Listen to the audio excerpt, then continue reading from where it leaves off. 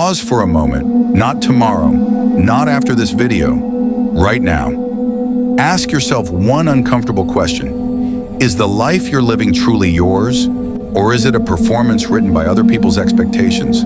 Your job, your beliefs, your ambitions, even the way you dress, speak, and dream. How much of it is choice, and how much is conditioning? Tonight, we're diving into identity, social pressure, and conformity. Not to give you easy answers, but to shake the assumptions you've been living under. Because the most dangerous prison isn't built with bars, it's built with approval.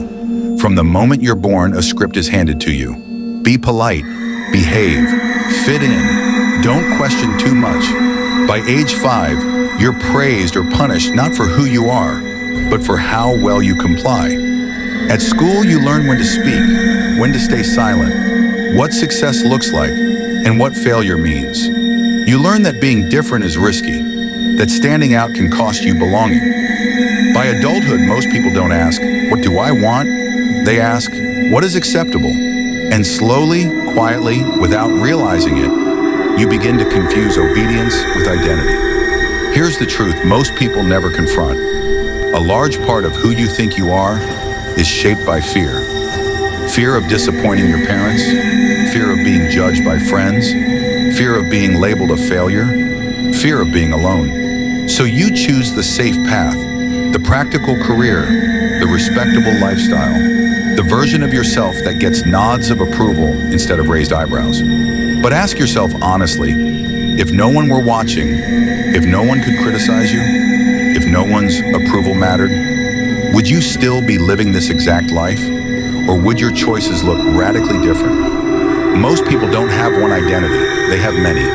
The version you show your family, the version you show your friends, the version you show at work, the version you post online, each one slightly edited, each one carefully curated. Over time, the mask becomes so familiar that you forget it's a mask at all. And that's the real tragedy. Not pretending, but forgetting who you were before you learned to pretend. Psychologists call this false self-identity. Philosophers call it alienation. But you feel it as something simpler, a quiet emptiness, a sense that something is missing without knowing what. Conformity isn't enforced with violence anymore. It's enforced with rewards, approval, likes, promotions, praise. When you follow the script, society claps. And when you don't, you're called irresponsible, selfish, naive, unrealistic. So most people don't need to be forced into conformity. They walk into it willingly because being accepted feels safer than being authentic. But safety has a cost, and that cost is a life that looks successful from the outside and feels hollow on the inside. For many people, the awakening comes late, in their 40s, their 50s, sometimes on their deathbed. It sounds like this. I did everything I was supposed to do, so why do I feel like I missed my own life? That question haunts harder than failure ever could, because you can recover from mistakes, you can rebuild after losses, but time spent living someone else's expectations, that time never comes back. Here's the uncomfortable reality. You may not fully know who you are yet, and that's okay.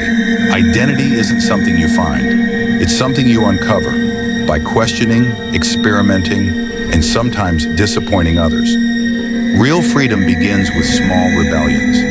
Saying no when you mean no. Admitting what you actually want. Letting go of roles that no longer fit. It doesn't mean rejecting society entirely. It means refusing to let society decide everything for you. So I'll leave you with this.